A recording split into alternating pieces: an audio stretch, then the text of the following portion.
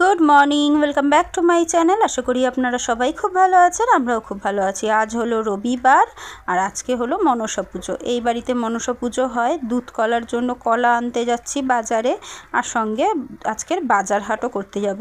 আজকে আর মাছ মাংস কিচ্ছু আনবো না, কারণ কদিন যাবত না একটু মাছ মাংস খেয়েছি, আমার ভালো লাগছে না। আজকে একটুখানি সবজি আনবো, মাছ আনবো, চিংড়ি মাছ আনবো, কিন্তু ডিসাইড করে রেখেছি কালকে রাত্রিবেলায় আজকে কি রান্না হবে। তো সবজি নেব আর চিংড়ি মাছ নেব। বাজারে পৌঁছে গেলাম, তারপর একটু গাঠি কচু দেখে ইচ্ছা করলো, আমি আবার গাঠি কচু খেতে খুব ভালোবাসি। তো চিংড়ি মাছ দিয়ে করব বলে আবার একটুখানি গাঠি কচু বেছে বেছে নিয়ে নিচ্ছি। আরও কিছু সবজি নিয়েছি, কিন্তু সবজির যা দাম, হাত দেওয়া যাচ্ছে না সবজিতে। আর এদিক দিয়ে একটুখানি চিংড়ি মাছ নিলাম আমার একটা দাদার দোকান থেকে। মাছ নেওয়া আমার হয়ে গেছে, বাজার কমপ্লিট। বাপন আসলো না, বাপন দেরি হবে আসতে, তাই আমি চলে আসলাম। আজকে 9:30টার মধ্যে বাজার হাট হয়ে গেছে। গিয়ে ফটাফট রান্না বসিয়ে দেব। বাইরে কিন্তু ভালোই রোদ আছে। আজকে সব সবজি নিয়েছি, কিন্তু সঙ্গে চিংড়ি মাছ নিয়েছি। নিরামিষ রান্না হবে না, সবের মধ্যে অল্প অল্প করে চিংড়ি মাছ ফেলে দেবো। অনেকটা চিংড়ি মাছ নিয়েছি, ছোট চিংড়ি।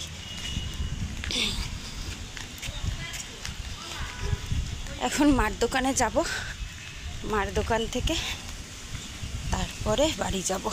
আজকে আবার নিমন্ত্রণ আছে, আজকে তো মনসা পুজো। দুই বাড়িতেই বলে গেছে, আমাদের উল্টোপাড়ের বাড়িতেও পুজো হয়, সেখানে দুধ কলা দেবো। বাপন নিয়ে আসবে দুধ আর কলা, আমি আর মাছের ব্যাগে আনলাম না। আর তোমার হলো গিয়ে আর আমার একটা কাস্টমারের বাড়িতেও নিমন্ত্রণ আছে, বলেছে যেতে বারবার। তো দেখি যাব। কালকে তো ভয়ে ভয়ে পুজো দিয়েছি, আমার সমস্যার কারণের জন্য ভাবছিলাম পুজো দিতে পারবো কি না। তাই এখনও পর্যন্ত ঠিকই আছি, কিন্তু কোমরটা ব্যথা আছে, পেটটা কোমরটা ব্যথা আছে। কখন আবার সমস্যা শুরু হয়ে যায় তার কোনো ঠিক ঠিকানা নেই। তাই জন্য ভাবছি আগে আগে স্নান করে বাড়ি গিয়ে পুজোটা দিয়ে চলে যাই, তারপরে এসে রান্না বান্না করবো। তা চলুন মার দোকানে ঢুকি। ছোট্ট ছোট্ট ছানা,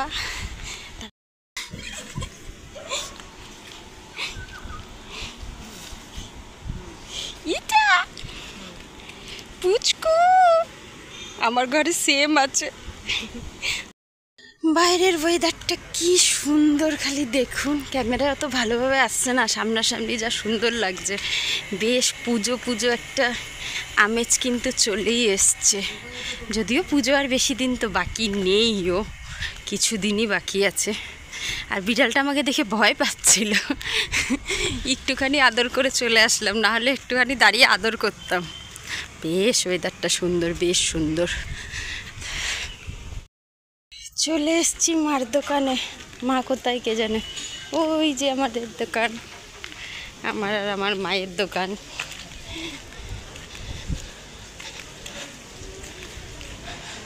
এই দিকে, আমি এই দিকে, তুমি ওই দিকে তাকিয়ে রয়েছো। ওই বাবারে, বাপন অটো ভাড়া দিয়েছে, বাপন টোটো ভাড়া দিয়েছে, আমি টোটো ভাড়া দিয়ে শাপলা নিয়ে এসেছি।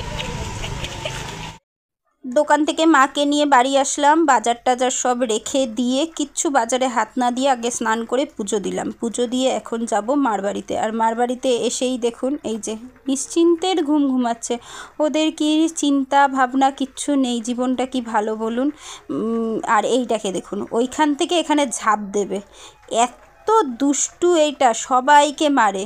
হ্যাঁ, ওর নাম কালু। তো এত বদমাস। আর ছোটো মামি বারবার বলছে তুই ওখান দিয়ে আসতে পারবি না, ও তাও ওখান দিয়েই আসবে। তো আমি আবার বলছিলাম যে এই দরজাটা টেনে দাও, তাহলে আর আসবে না। তাই জানলাটা আবার মামি টেনে দিল যাতে ও না আসে। এই তার ছাদ থেকে আবার নামলো। আর এ দেখুন উপরে উঠছে এখন, হেঁটে হেঁটে আরেকটাকে দেখুন এই যে এখানে খাচ্ছে। মামি এরকম জায়গায় জায়গায় ওদের খাবার আর জল রেখে দেয়, ওদের মতো ওরা খেয়ে নেয়। মামি আবার কালকের ওই পুজোর দিল নাড়ু, মামির বান্ধবীর বাড়ি থেকে দিয়েছে। আর ইনি দেখুন, ইনি এখানটা বসে রয়েছে, মামির সঙ্গে কথা বলছে। উপরে ছোটো মামা দিতে গেছিলো মাছ, আর ও পায়নি ভাগে, তাই জন্য ও এখানে বসে বসে মামিকে দিচ্ছে যে ওকে দেওয়া হয়নি, ও পায়নি। তাই মামি বলছে দেখ একটু আগে 3খানা মাছ খেয়ে গেছে, তারপরে ও যেহেতু ওইখান থেকে বড়দের মাঝখানে পায়নি, তাই ওকে এখন দিতে হবে। না দেওয়া পর্যন্ত এরকমভাবে করুণভাবে আমার দিকে তাকিয়ে শুয়ে থাকবে। আর এই যে যেটা ওই পাত দিয়ে লাফ মারছিল সেটা আবার ছাদ থেকে এসে এখানে ঘুমাচ্ছে দেখুন খেয়েতে। মানে বাবু সাহেব এগুলো সব। তারপরে মারও পুজো দেওয়া হয়ে গেল। এখন একটা বাড়িতে নিমন্ত্রণ আছে, তাই জন্য যাব একটু মাকে দর্শন করতে। এখন যাচ্ছি হলো আমার একটা দিদির বাড়ি, ওই পুজোর নিমন্ত্রণ বললামই, সেখানে যাচ্ছি। মা আর আমি, মাও স্নান করে পুজো দিয়ে নিয়েছে, আমিও স্নান করে পুজো দিয়ে নিয়েছি, কিন্তু রান্নাবান্নার হাতে দিইনি।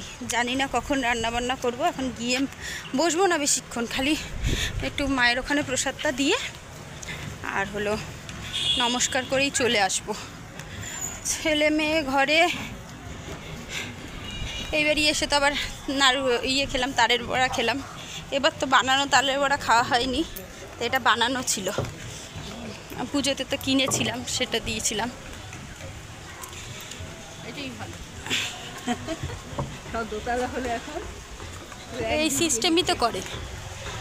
তা চলুন যাই। তো এই যে চলে এসেছি দিদিটার বাড়িতে। এই দিদিটা হলো আমার কাছে কাজ করে, মানে ফেসিয়াল টেসিয়াল করে। তো সেই দিদির বাড়ি আসলাম। মা মনসার পুজোর নিমন্ত্রণ করেছিল, আগের বছরও করেছিল, এবছরও করেছে। কি সুন্দরভাবে পুজো দিয়েছে দেখুন, কি যে ভালো লাগছে। তারপরে বাড়ি আসলাম, এসেই রান্নার পালা। বেশিক্ষণ বসিনি, ফল প্রসাদ খেয়ে চলে এসেছিলাম। আর এসেই ডাল আর ভাত বসিয়ে দিয়েছি। ওদিকে যে বাজার থেকে নিয়ে এসেছিলাম, মা বললো দে, আমি ওগুলোকে আস্তে আস্তে তোকে সব কেটে দিই সবজিগুলো, তুই মাছগুলো ছাড়া, কারণ না হলে মাছ ছাড়িয়ে সবজি কেটে রান্না করতে কিন্তু অনেকটাই বেলা হয়ে যাবে। এখন কিন্তু 11:30 মতো অলরেডি বেজে গেছে।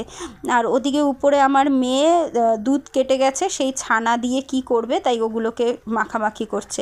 আমি পুঁই শাক এনেছিলাম, চিংড়ি মাছ দিয়ে পুঁই শাক করবো বলে। মাছের মাথা আনিনি, চিংড়ি মাছ দিয়ে খেতে ইচ্ছা করছিল, তাই পুঁই শাকগুলোকে মা কেটে দিয়েছিল। ভালো করে ধুয়ে সবজি মানে আলু, কুমড়ো আর বেগুন দিয়ে আর পুঁই শাকটাকে একটা সিটি দিয়ে নিলাম প্রেসারে। আর এদিকে হলো ফোড়নে দিলাম হলো 5 ফোড়ন, কাঁচা লঙ্কা, শুকনো লঙ্কা, আর দিলাম কিছুটা পেঁয়াজ কুচি আর রসুন কুচি দিয়ে একটুখানি নাড়াচাড়া করে নিলাম। এবারে চিংড়ি মাছটা দিয়ে দিলাম, দিয়ে ভালো করে চিংড়ি মাছটাকে এর সঙ্গে একটু ভেজে নেব। আমি কিন্তু চিংড়ি মাছটা আগে থেকে ভাজিনি, এই পেঁয়াজের সঙ্গেই ভালো করে একটুখানি ভেজে নেবো। আমার জন্য চিংড়ি মাছ বেশি ভাজলে না একটু রাবার রাবার মনে হয়। এবারে যে সিটি দিয়ে রেখেছিলাম সবজিটা, পুঁই শাক, আলু, কুমড়ো, বেগুন সব, সেটাকে দিয়ে দিলাম। জল সমেত দিয়ে দিলাম, জলটা একদম টেনে আসবে, তাতে হবে। আর জলটাকে আমি ফেলি না কোনো সময়। তো তারপরে ভালো করে এটাকে মিক্স করে নেব, আর জলটা টানা পর্যন্ত ওয়েট করব। তাহলে চলুন এটাকে ভালো করে মিক্স করে জলটা টানিয়ে নিই একদম। পুঁই শাকটার দেখুন জলটা কিন্তু অলমোস্ট টেনেই নিয়েছে। একটুখানি জল যখন রয়েছে তখন আমি দিয়ে দিলাম নুন, হলুদ, লঙ্কার গুঁড়ো, জিরের গুঁড়ো, ধনের গুঁড়ো আর চিনি দিয়ে ভালো করে এটাকে এখন কষাবো। এর মধ্যে আর কোনো রকম জল বা ঢাকনা কিচ্ছু দেবো না, খালি ভালো করে কষাতে থাকবো যাতে যেটুকু জল আছে সেগুলো একদম টেনে যায়। এই যে আমার পুঁই শাক কিন্তু একদম রেডি হয়ে গেছে, দেখতেই পাচ্ছেন পুরো গামাখা গামাখা হয়ে গেছে। এবারে পুঁই শাকটাকে আমি নামিয়ে নেব। আজকে সবই মোটামুটি সবজির উপরেই রান্না রেখেছি। তো কি কি রান্না করেছি সেটা আবার দেখাচ্ছি আপনাদের। আগে পুঁই শাকটা নামিয়ে নিই চলুন, তারপরে আবার বসাবো শাপলা। আর মা আজকে শাপলা কাটতে গিয়ে মায়ের অবস্থা খারাপ হয়ে গেছে। এত মানে 4টে দিয়েছিল আটি 20 টাকা দিয়ে, তো সেই শাপলা কাটতে কাটতে মার অবস্থা খারাপ। আর এবারে দিলাম শাপলার জন্য কালো জিরা, শুকনো লঙ্কা ফোড়ন, আর দিয়ে দিলাম রসুন, পেঁয়াজ, কাঁচা লঙ্কা দিয়ে ভালো করে এবারে এটাকে ভাজবো। আর শাপলা কিন্তু সিদ্ধ করব না, এর মধ্যে দিয়েই একদম মানে অতগুলো শাপলা, এক ঝুড়ি শাপলা একদম একটুখানি হয়ে যাবে লাস্টে নাড়াচাড়া করতে গিয়ে। কচুর শাক, শাপলা এগুলো আমি দেখেছি অনেকটা পরিমাণ করলে পরও রান্না করার পর যেন একদম একটুখানি হয়ে যায়। তো এই যে দেখুন এক ঝুড়ি শাপলা, মানে কড়াইটা প্রায় ভরেই গেল শাপলাতে।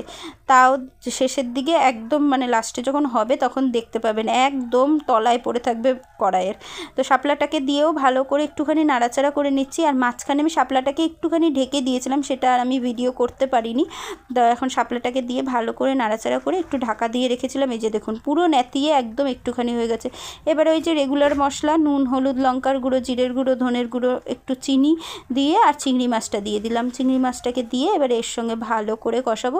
এর থেকে কিন্তু অনেকটা জল ছাড়বে, পুরো জলটাকেই একদম মাখা মাখা করে নিতে হবে শুকিয়ে নিয়ে, না হলে কিন্তু ভাল লাগবে না খেতে জল জল হলে। তো আমার শাপলা একদম রেডি, তেল ছেড়ে এসছে। এখন নামিয়ে নেব শাপলাটা। আমার রেসিপিগুলো আপনাদের কেমন লাগে প্লিজ কমেন্টে জানাবেন।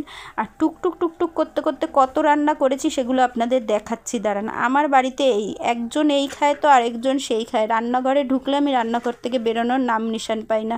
এই যে চিংড়ি মাছ দিয়ে আবার আলু ভাজলাম আমার ছেলে আর মেয়ের জন্য, কারণ এগুলো কিচ্ছু খাবে না। আর ওই যে সকালবেলা মেয়ে ছানা মাখছিল ওটা দিয়ে এখন বড়া করবে। এটা আমার ছোটো ছানাপোনার ভাত ঠান্ডা হচ্ছে, মাছ দিয়ে মেখে রেখেছি, এখানে ভাত হয়ে গেছে।